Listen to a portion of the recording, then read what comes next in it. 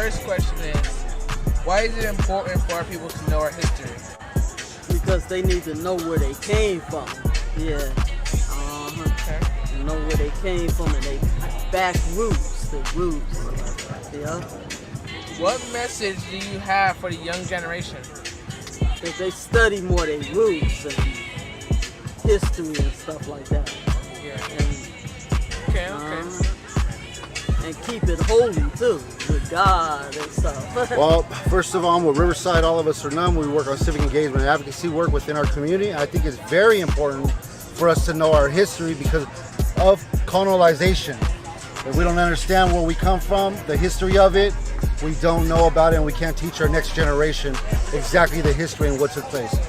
Yeah. What message do you have for the young generation?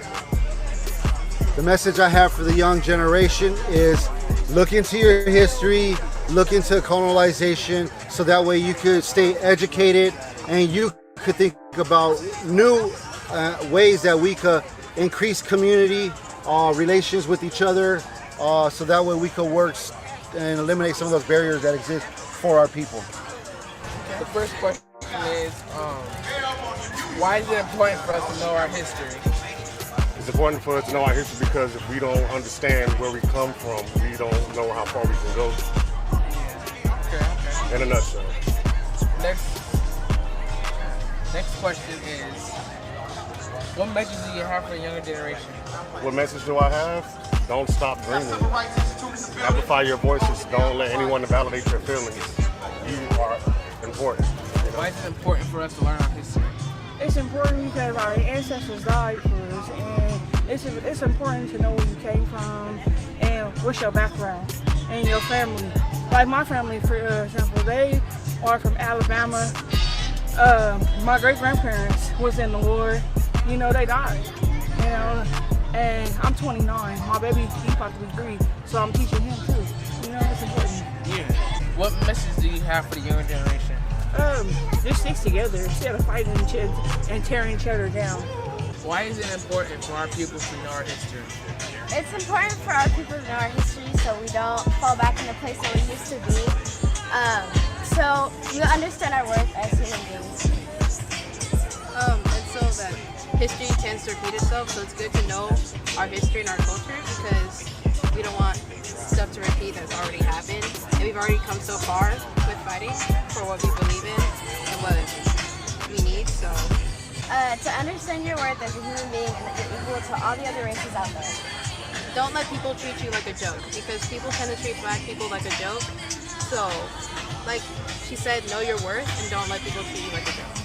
Well, it's important for you to know your history because history is very important to the fact that where you come from leads you to where you want to be. I would tell the younger generation to tap back into family resources because your heritage is what will make you strong in the end. We need more unity and more togetherness in our communities. And this is what we are doing at Starting Over Inc. and all of us now. We are trying to tap into our youth and bring them back into community gatherings. Why is it important for us to know our history? It's important for us to learn our history so that it doesn't repeat itself. What message do you have for the younger generation? For the younger generation, stand proud, know your history, know what your ancestors had to go through to get where you're at today, and always keep hope alive. Why is it important for us to know our history? Oh man, a lot of different reasons. I think primarily because if you don't know your history, you don't know where you've been, and you have no way of building from where you are. Especially in this country where we're taught that we don't have much history, that our history started on a plantation. It's important to know that we built civilizations and kingdoms and empires. And if we don't know that, then we won't know how to move forward and rise up from where we still are. Yeah. All right. I mean, I think the biggest thing for the youth today is to know that you are capable of anything if you put the work in. Also to resist some of the individualist tendencies that this country has. I think as a people we are a collective and cooperative people, and if we can come together and have some semblance of unity, we can move together forward instead of doing everything on an individual level. So know that you can achieve and make sure that you support one another.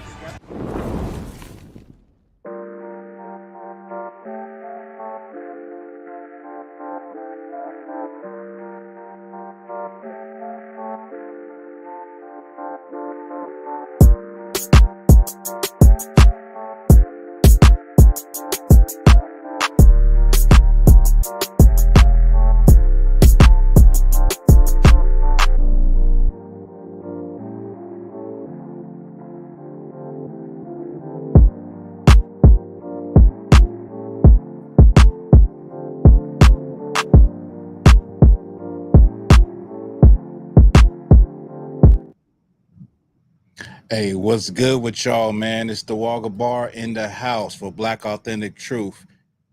Thank y'all, brothers and sisters, for rocking with me all the time, staying locked in, as I am always trying to stay locked in and follow the current events, stick with the history, learn the history, and just always remember where we come from, what we doing, what is our purpose and why we are here.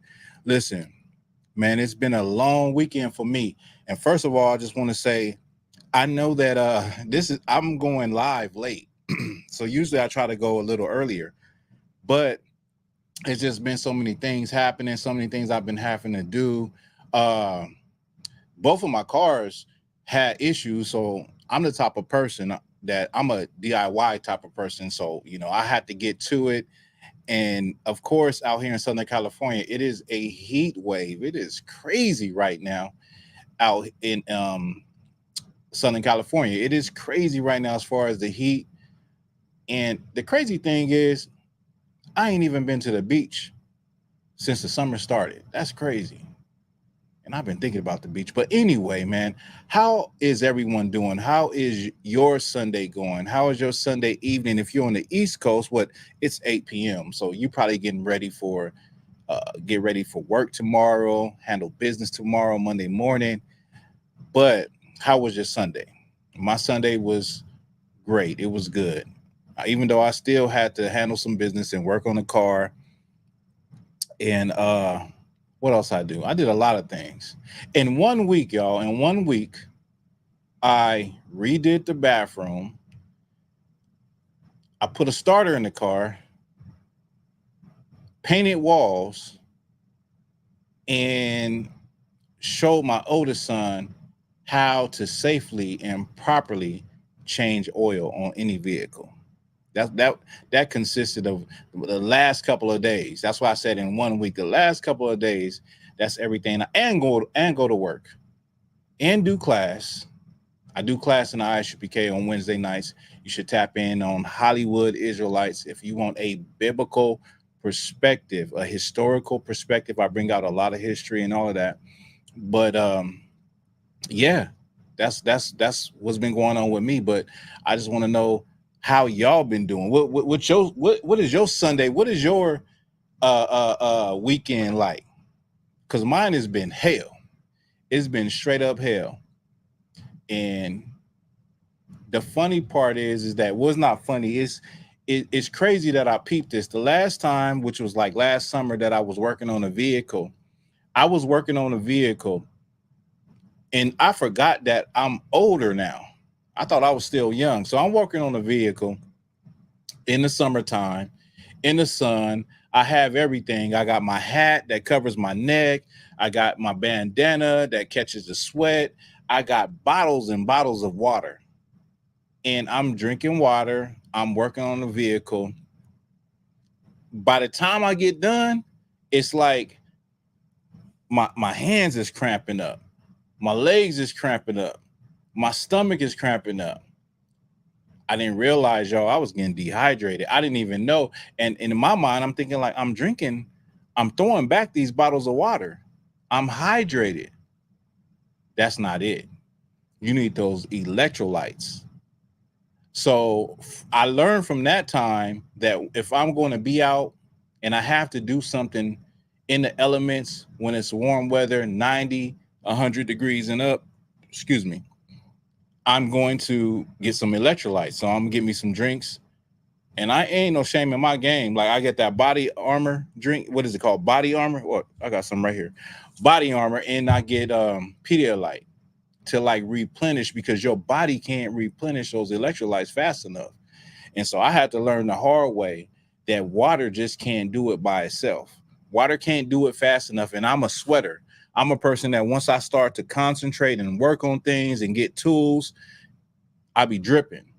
My beard be dripping. You know what I'm saying? So I'm constantly losing hydration, and water just can't replenish that fast enough. And then you're going to cramp up and you're going to feel horrible. But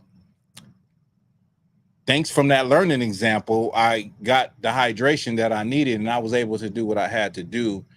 in the heat, because you got to do what you got to do. Your vehicle got to stay running. You got to go to work. You got to handle your business, right? You got to do what you got to do. It is what it is, right? Now, as far as what I got today, it's going to be short. I'm going to let y'all know. I had nothing actually planned. There's some topics and some current events that had happened throughout the week that I wanted to talk about. And so we're going to talk about those. The first one being Kamala Harris. Kamala Harris's rally in Atlanta, bringing out Quavo and Megan Thee Stallion. Now, it caused a uproar because Megan Thee Stallion, you know, she's Megan Thee Stallion. She did what she's known to do.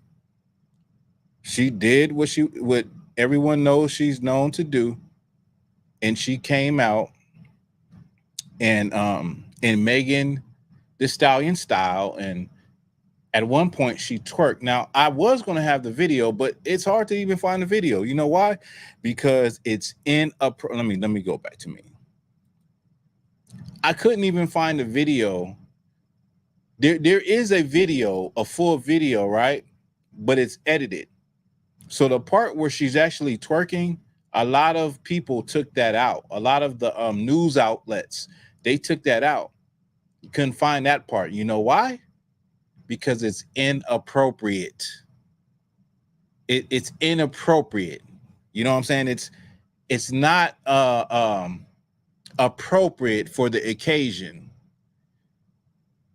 Twerking is damn near not appropriate anywhere. And in my opinion, twerking is only appropriate in private situations. Twerking is only appropriate in my calculation in private situations.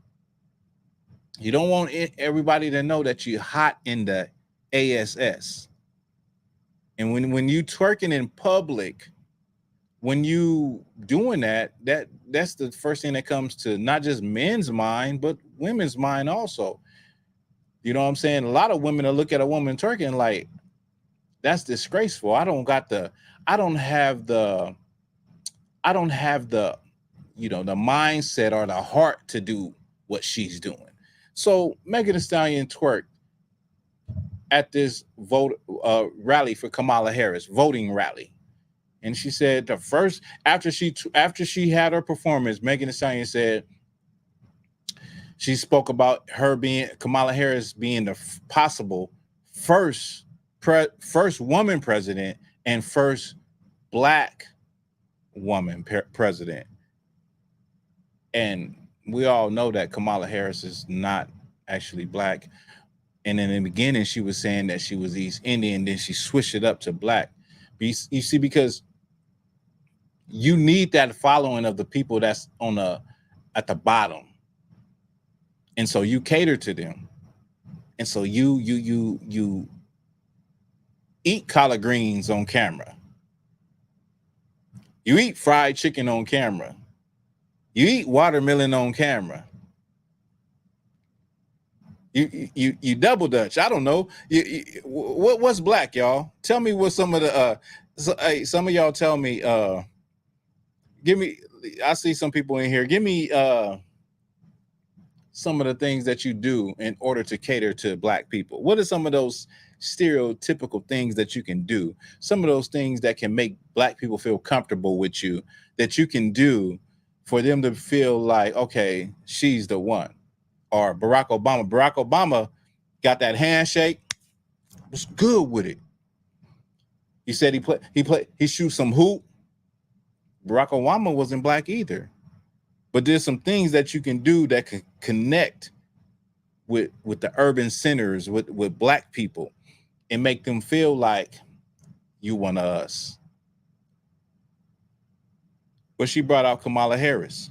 I'm sorry, she brought out Megan Thee Stallion, you know? And sure, you bring out one of these hot bodies, one of these thought pockets that's in the industry. Surely you can connect with Black women. You can connect with the Black community, whereas many people in the Black community were disgusted by that. They were disgusted and infuriated. I seen some videos where some sisters were infuriated that Kamala Harris brought out Megan Thee Stallion and she twerked. I seen some black women, some sisters that were infuriated, angry at that, as though that's the thing that is basically going to cater to the black community. That's the best thing. That's the thing that we're best at. Is that the thing that we're best at? I guess when you think about public opinion and everybody that, you know, sees what we put out, they probably would say, yeah. But I beg to differ. I beg to differ. I would say black women are more than twerking. Black women are more than showing their body. Black women are more than that. Black women are the mothers of civilization. A black woman in her natural spirit is naturally a mother to a community. I seen black women be mothers to groups of people that are not even black, and they look at her as the mother of the community, that woman you can go to seek advice and seek comfort. I've seen black women be that to multitudes of different races. So black women are not that.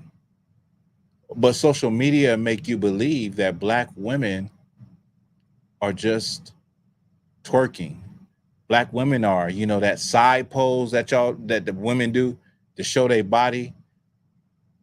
Black women are just scantily, cladly dressed and sexualized, sexy, and, you know, sexy reds and all that. That's what a lot of people on the outside look at our community as.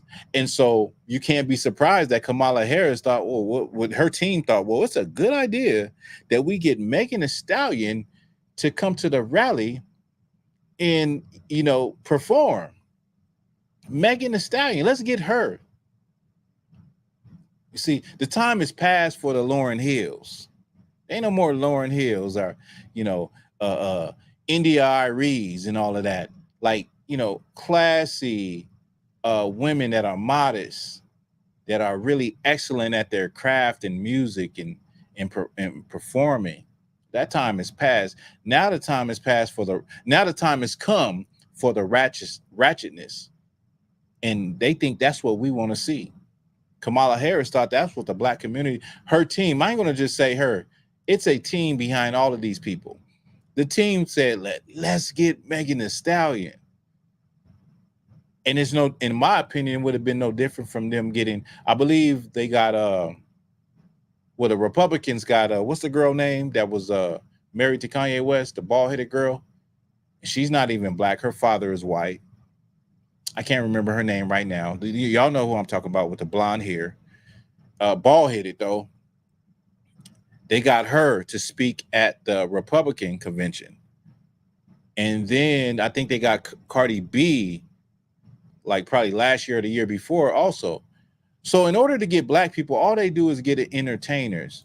And there's been many people that have told you over the years that entertainers are not a representation of the black community. But we're so impressed, and it's very easy to pander to the black community. Very easy to pander to us. Very easy to put something up in front of us real shiny, and we're captivated by it. That's the black community. Like, we don't realize that we are mentally slaves still. We're mentally still caught up in a box and caught up in the glory of that shiny thing called celebrity and what's on stage, instead of actually looking at what's going to help our community, what's going to fix our people. I feel like black people should be outraged because they think that we're that silly. They think that we're that base. You get what I'm saying? They think that we're that base, and we're that our mindset is so low that you can help us or encourage us to vote for a candidate that's not even black based on bringing a celebrity out that denigrates herself. I know a lot of people will be upset with this, but when it comes to that, when it comes to what our sisters have become in society, like, we don't have to disrespect black women in the celebrity world. We don't have to do that. We don't have to sexualize them. We don't have to degrade them. You know why? Because they do it to themselves willingly. That's why. That's why. So like, when I was growing up, it was a time where when I was growing up, okay, you knew who the 304 was in the community. In high school, you knew who the 304 was. Today, the way women dress, the way women carry themselves, you don't know. You just don't know anymore with our sisters, because everybody has accepted that what looks good and what looks nice is being half naked. And I'm not saying all my sisters, because there's some, like, I believe that, okay, I don't want to get off the topic, but I believe, you know, like how brothers, they know, they can see a woman, and just from the way she dressed, you already know what type of time she on or what type of mind state she has. When you see a woman that is dressed modestly, when you see a woman that is not acting erratically in public, that's acting like she has some sense, you will come correct. You will get it together. You know that you got to get it together, because you know the same stuff that you can pull on some broad that is an airhead, you can't pull on this sister. She's not even trying to get your attention. By the way, you know, by looking at her, she's not even trying to get nobody's attention by the way she dressed, but she got your attention because she's beautiful. And now you trying to think and figure out, how can I even speak to this woman? You know, I can't talk to her like I would talk to her like the sister in the club that's half naked, breasts hanging out, and tail is hanging out. So yeah, let me get back. But they feel as though we're so base as a people that you just have to put a candidate in front of us and they eat some chicken, or they wear some Air Force Ones, or they put their hat to the back. They put their hat to the back. I'm the candidate for black people. I'm the one. Vote on me or you not black. They think that's how they think about us.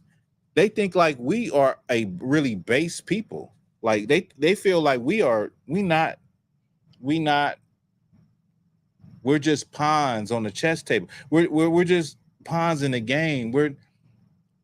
Our votes are useful, but because we are so silly and we're so easily pandered to, we'll vote for Kamala because we think that she's black. And she brought out Megan Thee Stallion and Quavo. Who knows who else she's going to bring out?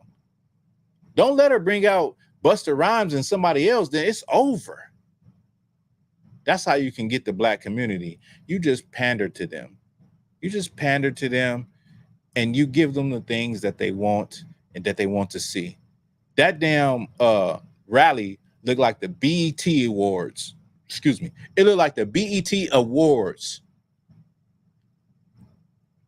That's supposed to be a presidential rally for the next president of the United States.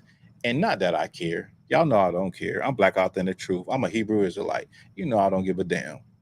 But think about this. This is supposed to be a rally for a president, a future president. And you got people on stage twerking. It looked like the BET Awards. But it just shows you how simple and how weak we are as a people, that we're looking to some people, we're looking to America to fix some things in the Black community that will still be the same after whoever becomes the president term is over. All right. Y'all make sure y'all like the video. I see some people up in here. Make sure you like the video. Share the video. If you're rocking with me, if you appreciate what I be dropping, you know what I'm saying? Do your boy some justice. You know what I mean? Keep it black and authentic as always. Keep it black and authentic. So the next story I want to get into, just give me a second. Let me get this.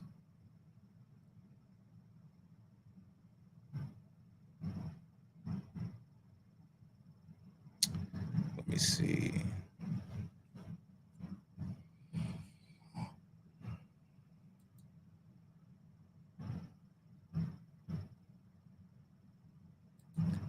I'm going to present a video.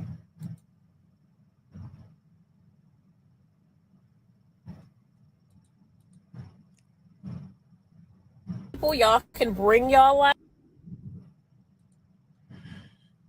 So now I'm just going to give you a backdrop. I'm just going to expound on what the sister says. So this sister right here in the video that you see right in the beginning of this video, her name is Chemistry. If you want to go check out her content, go and check it out. I feel that, you know, I have my feelings about it, but I would like for all brothers and sisters that are searching for knowledge to do that. You know what I mean? I just don't like if you're going to spread false information based on your perception or your understanding of what you're learning and what you're reading about history. Okay. So her name is Chemistry. And let me see real quick.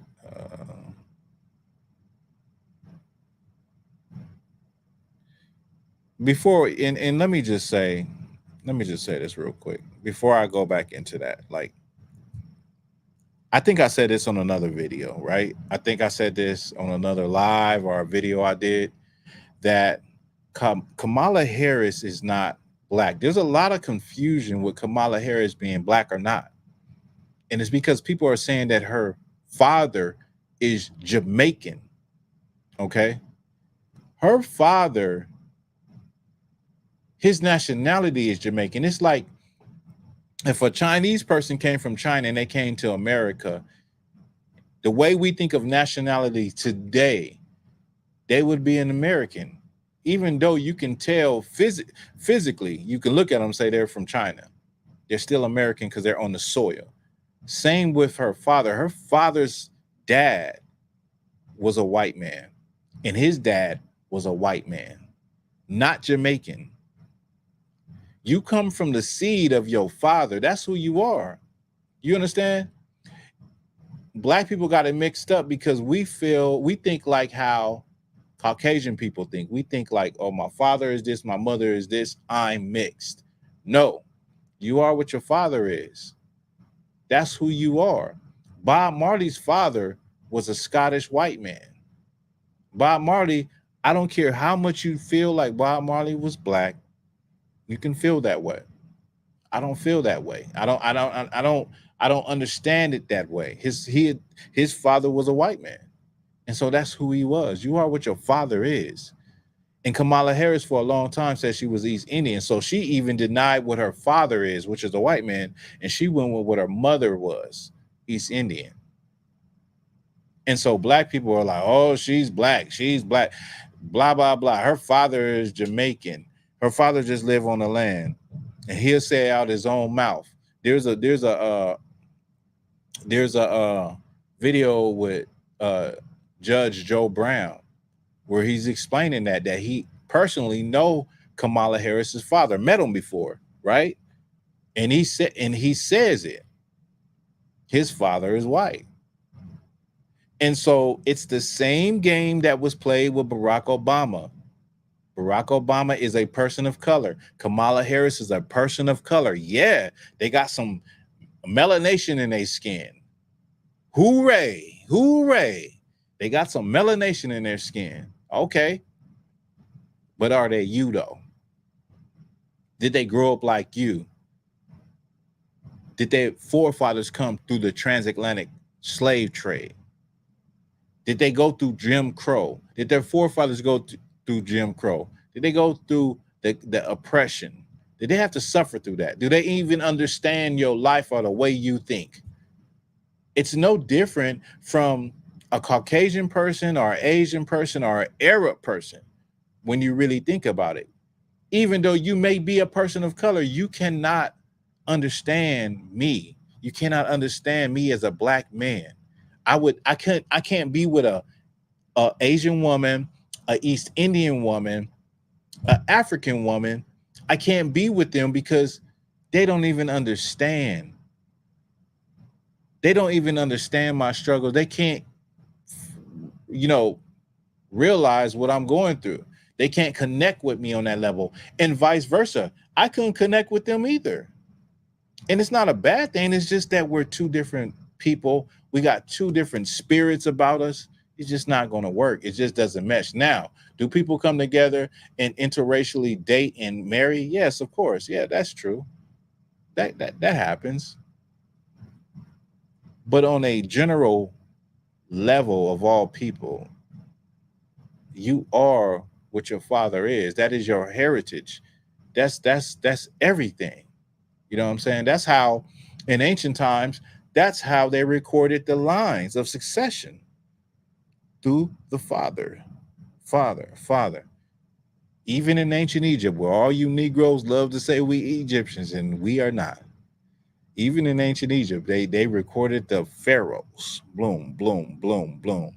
The line, because the seed, the sperm or the seed comes from the man that creates the child, and that's the line of succession, right? But anyway, let me get back to what I don't want to be long-winded on this live, okay? But it seems like I might be long-winded. So I'm gonna play this video with the sister. Let me get it. And Mexican people, y'all can bring y'all ass here. You ain't slick. It's your.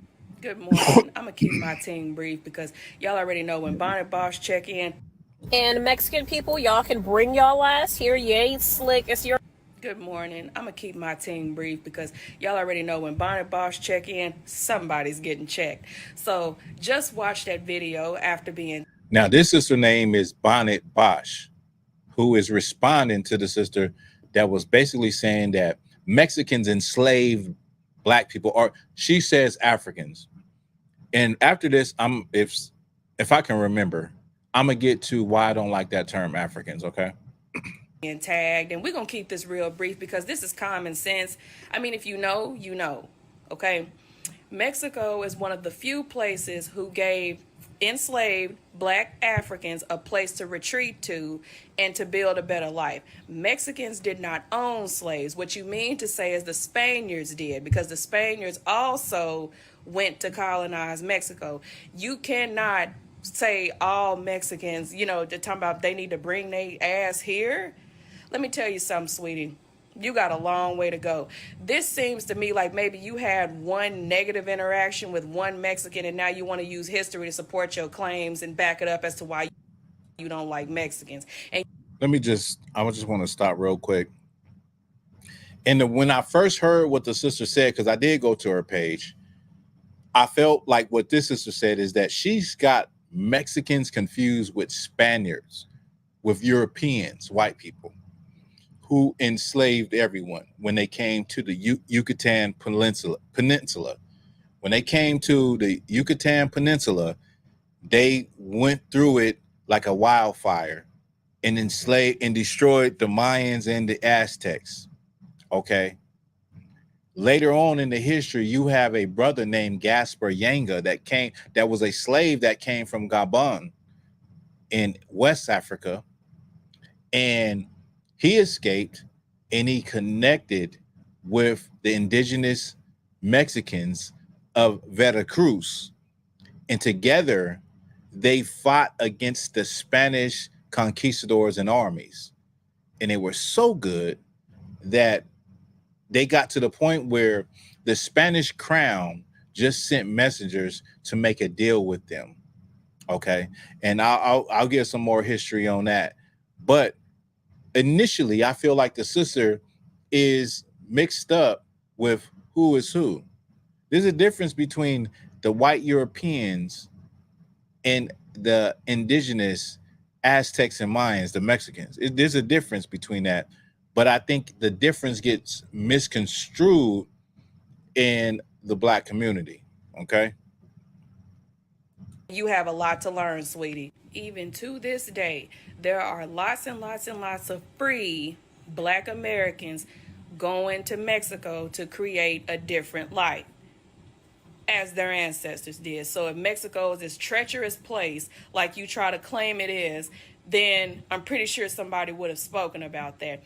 See, I'm so glad Mexicans have the ability to not hold the entire race accountable for one person like you, because what you coming on here doing is trying to create an unnecessary divide when you need to realize Mexicans are allies to Black people. That is why in the South we get along so well. Now, I don't know about on the West Coast. I heard it was a different type of thing, but here in the South, we all get along because we understand we are each other's ally. This is the thing, man. And what the sister is saying is definitely right. What she's saying is true. Okay. Now, she's in the South. I'm in the West Coast, where I grew up at in Southern California, i.e., LA area. Okay. And I can tell you from experience that when it comes to Black and brown relationships,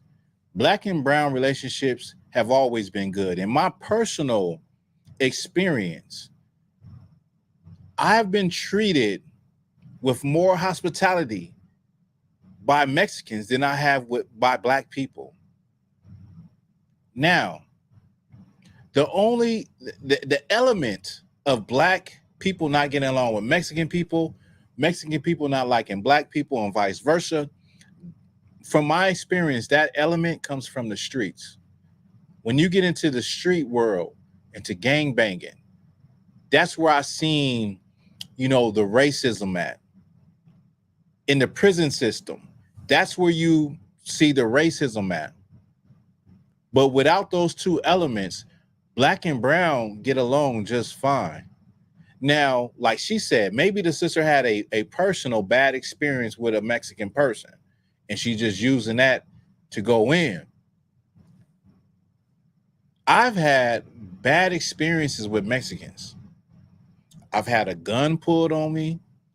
I've been jacked before. I've been jumped before. But I also grew up in a Black and brown neighborhood. So I went to school with predominantly Black people and Mexican people, and probably a few white people. The negative experiences that I had does not make me look at all Mexican people that way. And so I say that to Black people too, because I get a lot of flack. Black people will say, and you have a lot of Black people online, that say, Mexicans, they don't like us. They hate us. They don't fuck with, they don't mess with us. And my response to that is, Black people hate Black people. Black people don't like other Black people. Black people hurt other Black people. What is your point? It gets to a point where you have to look at it and say, things are going to happen. There's negativity everywhere. There's violence everywhere. There's somebody willing to rob somebody and hurt somebody everywhere. But at the core, Black and brown people suffer the same things, live the same lives, live under the same oppression, experience the same things. And the racism that Black people have towards Mexican people, and the racism that Mexican people have towards Black people, that racism don't even come from us. It comes from the Europeans. So instead of putting all that energy to fight one another, why don't we put that energy somewhere else where it really deserves to be? Because back in the day, we were allies. Like the sister said, we're allies. She said in the South, they're allies. They get along.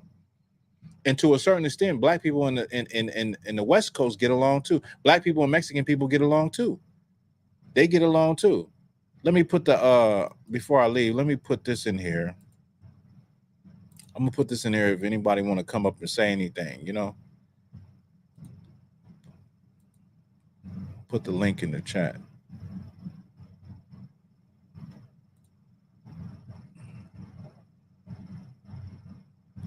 Like you don't know about Cesar Chavez working with Martin Luther King, black and brown. The Brown Berets and the Black Panthers working together side by side. We are allies. Black and brown people are allies because we have a common ground. You understand?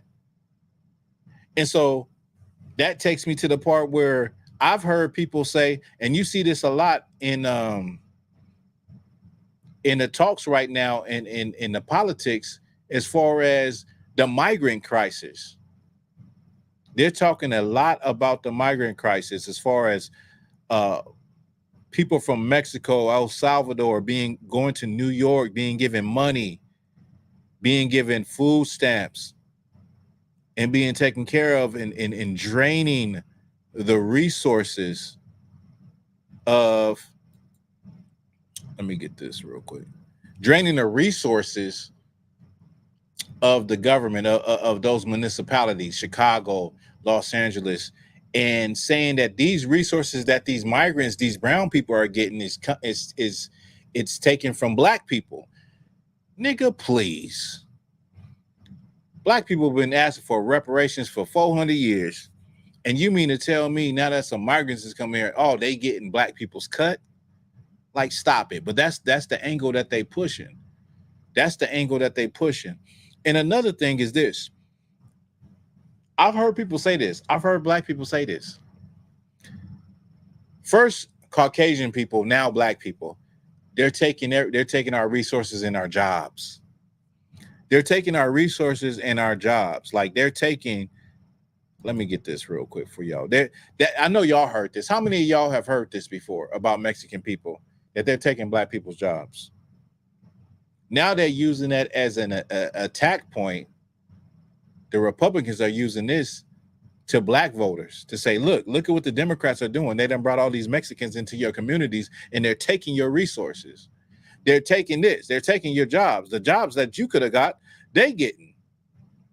Meanwhile, black people have been asking for reparations for forever. Black people have been asking for raises, asking for recognition, asking for grants and loans and startups and monies and all of that.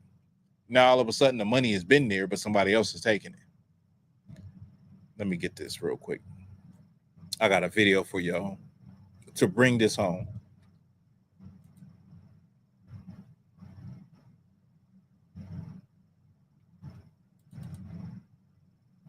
Hello everyone. Today we will continue to the farms in the United States to see how the process of harvesting thousands of tons of fruit and vegetables happens.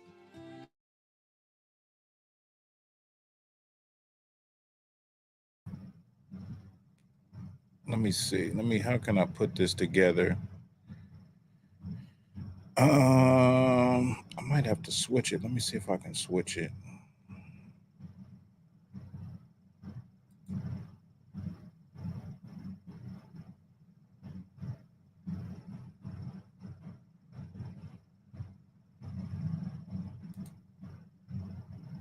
Let me get it. Hold on 1 second.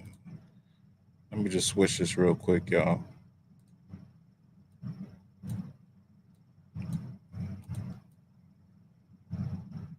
Here we go. Your boy doing it live. Editing live.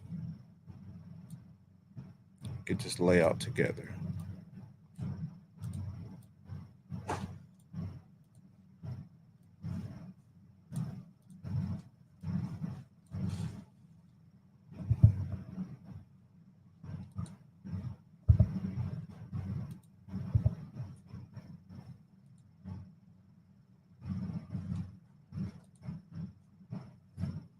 And I'm gonna start it right here. So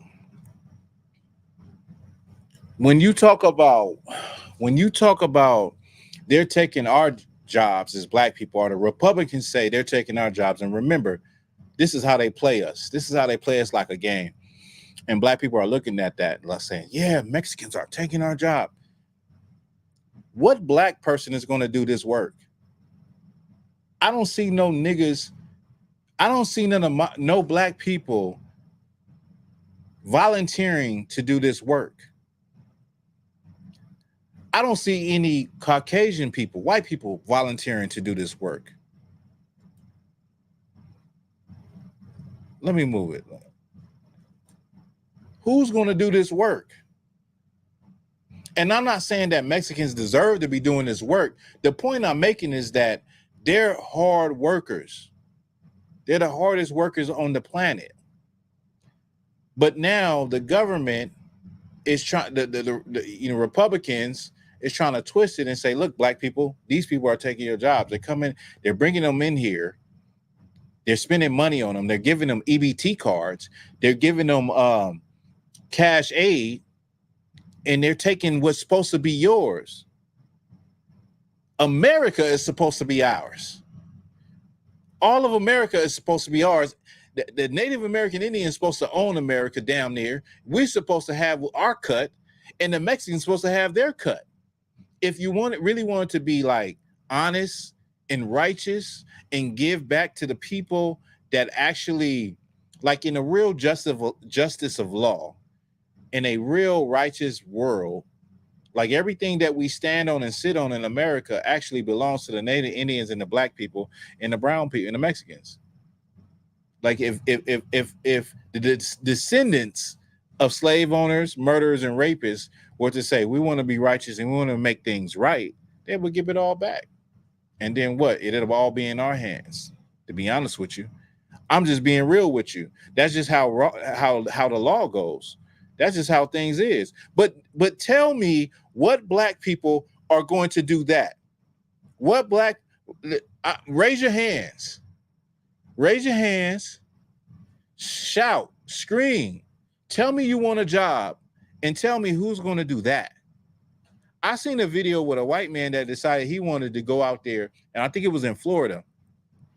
In less than an hour, I think, he had quit. He couldn't do it. It was in the sun. The sun was beaming. He could not hang.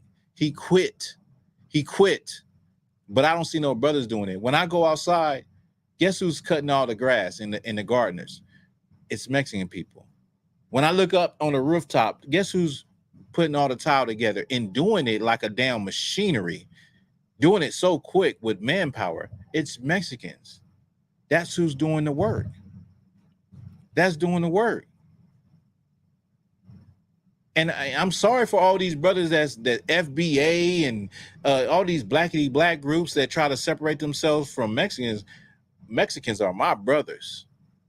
It's Thawahgabar, ISBK, 5,000, Black Authentic Truth. Mexicans are my people. They're my brothers. Puerto Ricans, Cubans, all the brown people that have been oppressed, have been conquered by Europeans, because it's only two of them. Either you was conquered by the English or you was conquered by the Spanish. They're both Europeans. All those people that were conquered like that are my brothers and sisters, and I'm down with them. And I can tell you stories about being treated like a first child under a Mexican mother, being brought into a home and treated like a king. Like this is everybody's experience being around Mexican people. And they'll drink you under the table too. Don't think you can drink with them, because you can't hang. You're not gonna hang with them, not at all. You know what I'm saying? But the point is that, listen, don't get caught up in the hype, and don't be hating other groups of people because you're afraid to hate the people that actually put you in a position that you're in. We walk around, Mexican people and black people, having this weird disdain and hatred for one another and pointing the blame at one another, when we were all both victims of the oppression of white supremacy. And so if you're a black person that's doing that, or a Mexican person that's doing that, vice versa, you are acting just like the people that are oppressed you. That's how you're acting. You're acting just like that. Don't be a mini oppressor up in here. Don't be a copycat oppressor oppressing your own people. It's bad enough we hate one another within our own groups. Mexican on Mexican violence, black on black violence, excuse me. It's bad enough.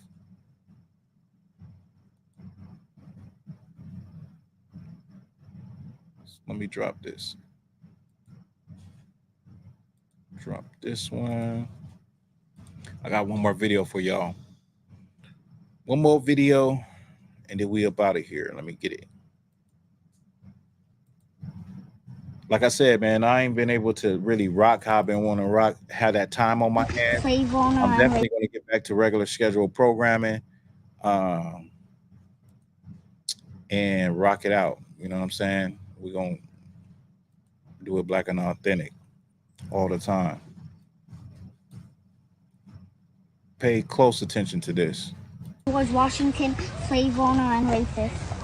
Thanksgiving celebrates Native genocide. Thomas Jefferson owned over 600 slaves. Christmas, pagan holiday. Jesus wasn't his name and he wasn't white. So this is a video of a homeschooled 7-year-old that knows more than most of y'all. And not in a disrespectful way. And I was just, not y'all, but adults. Most adults don't know or even care about history. He starts off with saying that George Washington owned slaves. Thomas Jefferson also owned slaves. There's a video that I'll go over next week with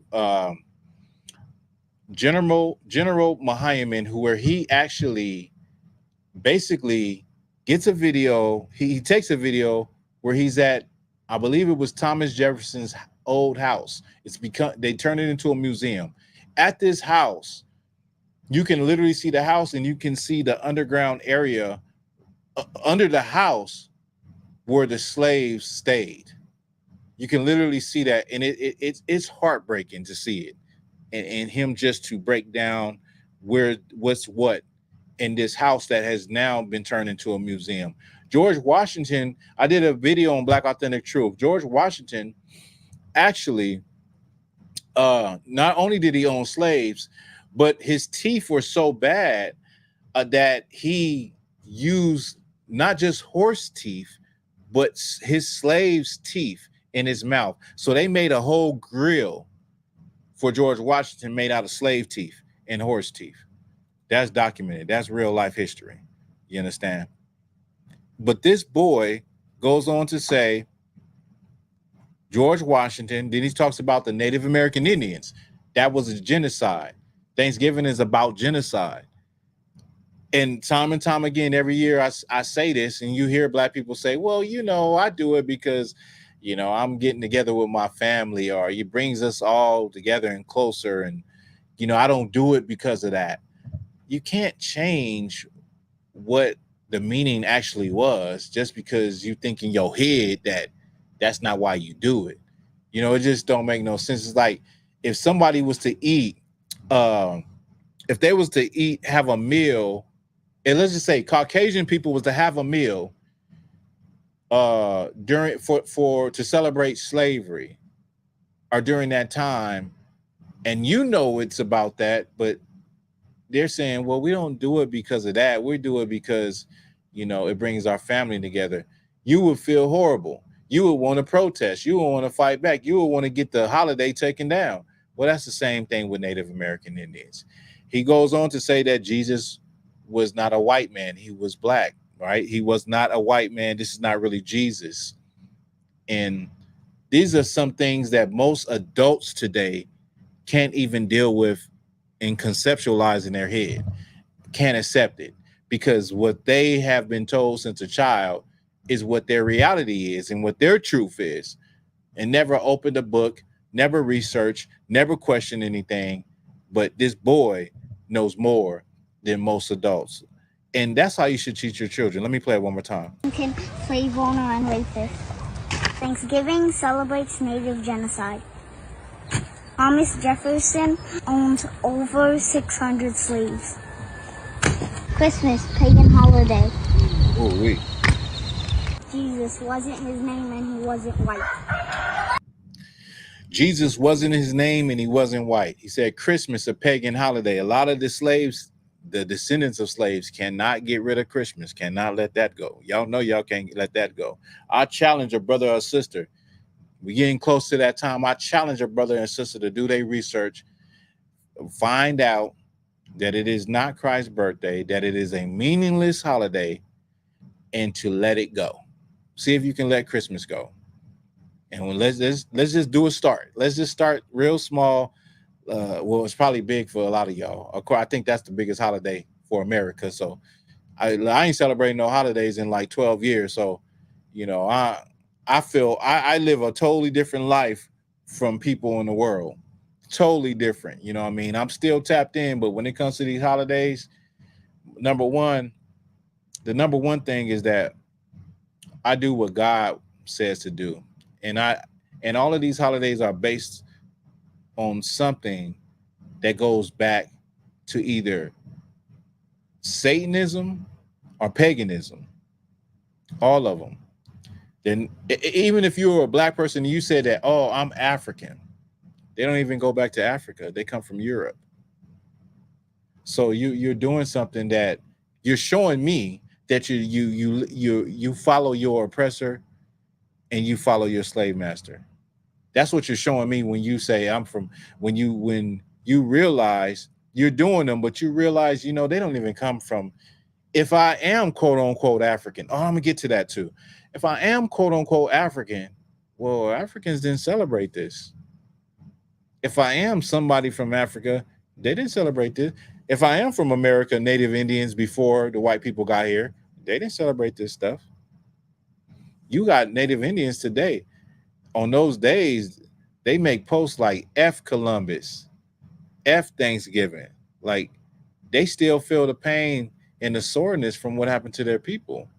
So why they be celebrating, you know, Thanksgiving, the triumph of English settlers manifest destiny wiping out their people, almost, right? So there's one more thing I want to talk about. Oh, African. This is the reason, because I said it earlier. This is the reason why I don't like the term African, right? The term African is used very, very broadly. It's used with a wide painted brush. And it's used in a way, and we've been educated in a way that because we came from Africa as black people, I call us black people just for word's sake, but because we came from there, we're African, or now today African American. You've had the term Negro, darky, Afro-American, African American is the last term that was given to us as an identity. There's a nice video online. I can't remember, but I know there's a couple of brothers, very distinguished brothers, scholars, discussing the name change of being called African American. I'll get to that at another time. But the word African is a word that is it is a blanket term because the continent of Africa has more than 54 countries. So you got to understand, like, when African people come to America, they don't call themselves African. They say that I'm Sinhalese. They say that I'm Congolese. They say that I'm Nigerian. They don't say that I'm Nigerian. I'm African Nigerian. They know who they are. And so when you use the term African as black people here, descendants of the transatlantic slave trade, it just shows that it speaks to the fact that we are really a lost people. Now, other people do use it. They use this term to say that everybody that is melanated are the same. We know now that that is not the truth.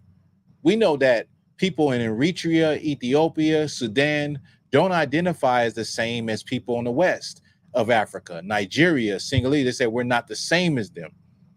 There's videos with that where they believe they have a different phenotype, different forefathers. They're not the same.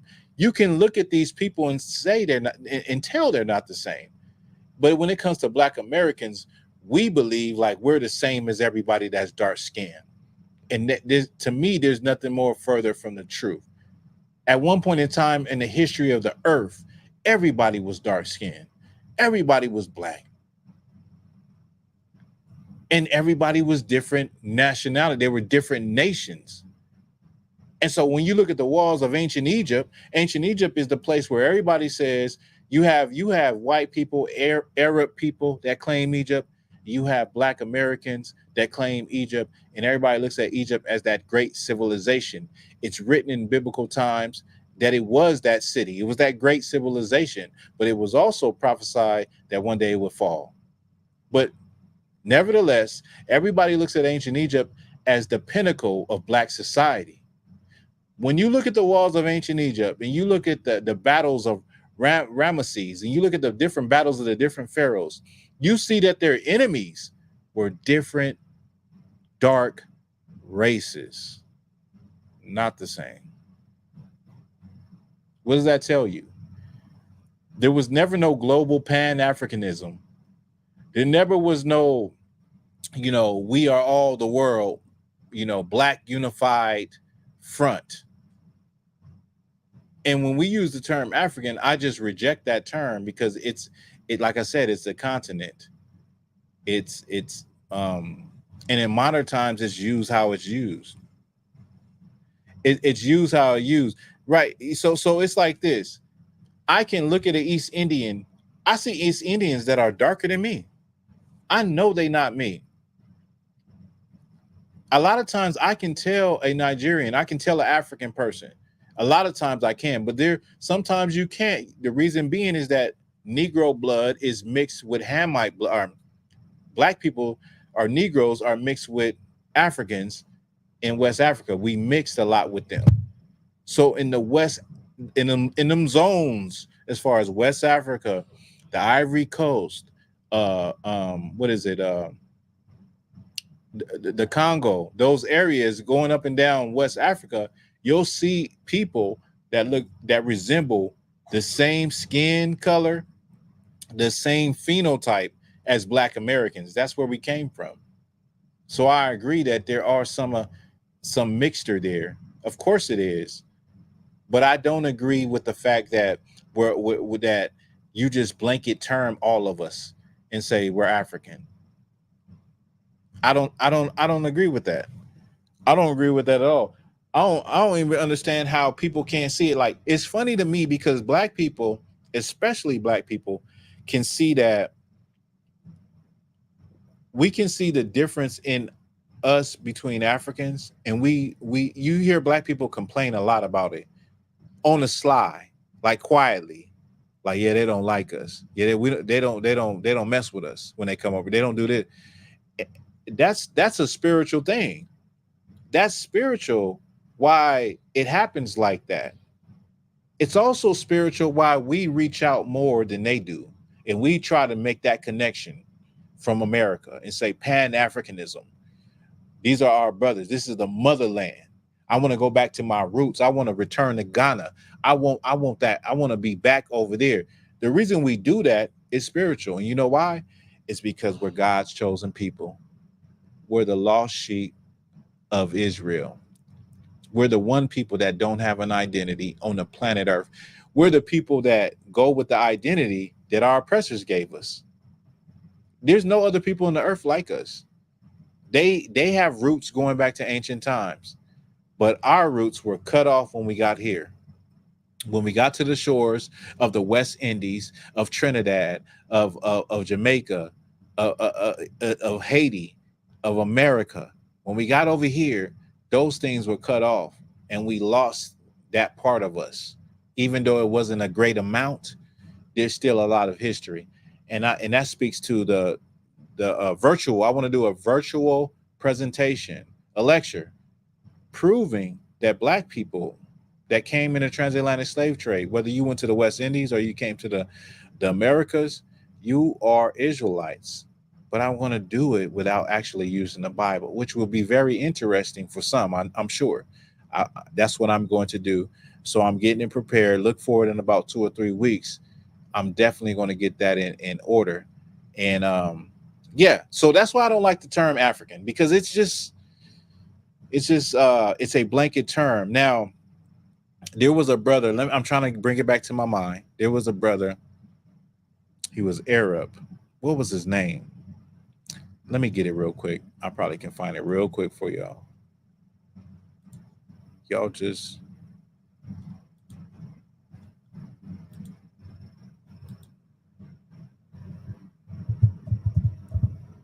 let me get it.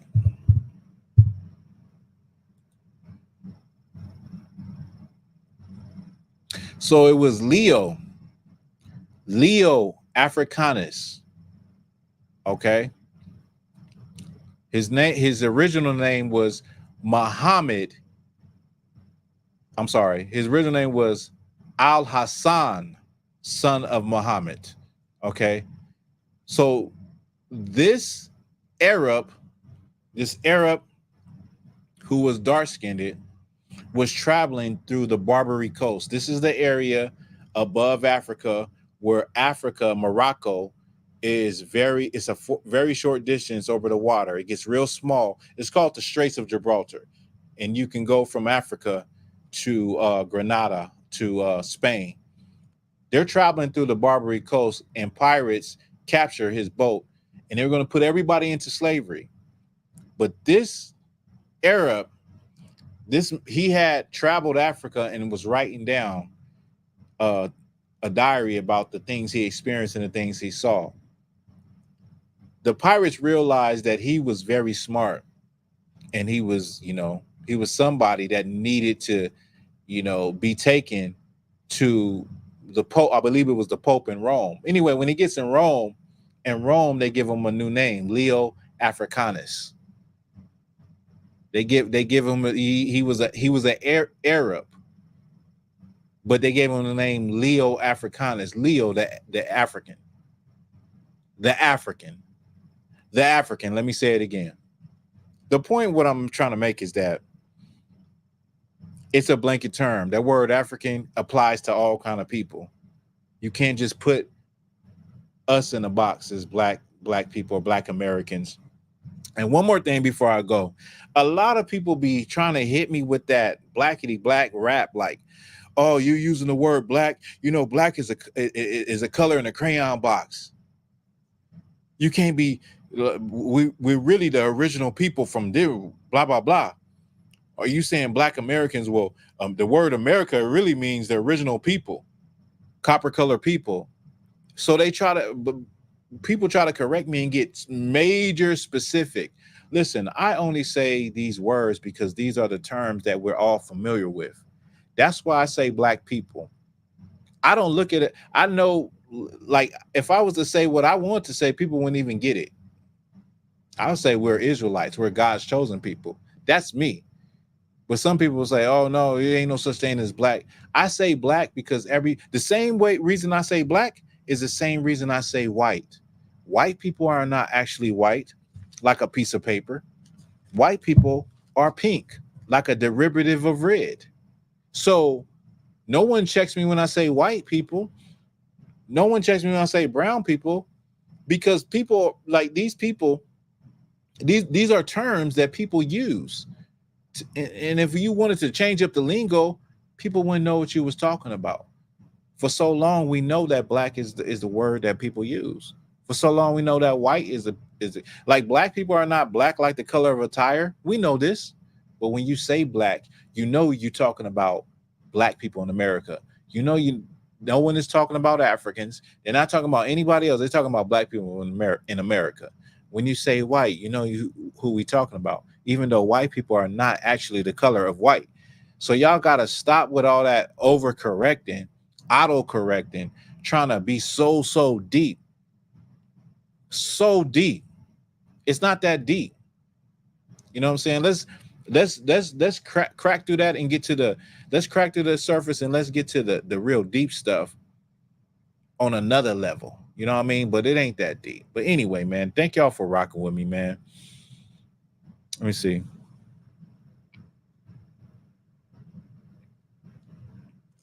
Yeah, man, thank y'all for rocking with me. Thank y'all for rocking with your boy, Thawahgabar, Black Authentic Truth. This was just a makeshift. I didn't go live last week, had some technical difficulties, and that's why I didn't go live. I'm trying to put together as time is going, I'm just trying to get more professional, better presentations, and just more professional. You know what I'm saying? I think that when you're doing something, you should always strive for greatness and try to improve yourself. And that's what I'm trying to do with Black Authentic Truth. I've been BSing, but with a lot of different things, but I have so many things I'm doing. And so I want to bring the online store with the different shirts. I got some hell of designs. I got like when it comes to the shirt design, I got some a whole little, how can I say it, collection of, I got a like say no to drugs. So I got a collection to say no to drugs, say nah to drugs. So I think it's really dope. Of course, I got the Black Authentic Truth, the iconic shirt that I wear all the time, the Strange Fruit collection, where I highlight brothers and sisters that have been strange fruit, that have been unjustly, have met their demise unjustly. So different, I'm coming with different levels when it comes to these shirts, but they all deal with who we are, they deal with our history, and they deal with education. And so that's what I'm about. I'm about educating, I'm about history, I'm about all that. So listen, man, Sunday, I'm about to wrap it up. Anything else? Let me think. Anything else? No, there's nothing else. Good looking to everybody that rock with me. A lot of y'all rock with me every time I go live. I appreciate that. I truly do. And I'll be back next Sunday with some heat. Promise you I'm going to have some heat, some Black Authentic Truth heat, some history. We got to get back on that history. We went into a little bit of history, but I want to get back into some real history, okay? When it concerns America, Black people, and etc. All right? So tune in. Make sure y'all tune in, and I'll see y'all next week, all right? And so y'all already know what it is. With that, this is Black Authentic Truth.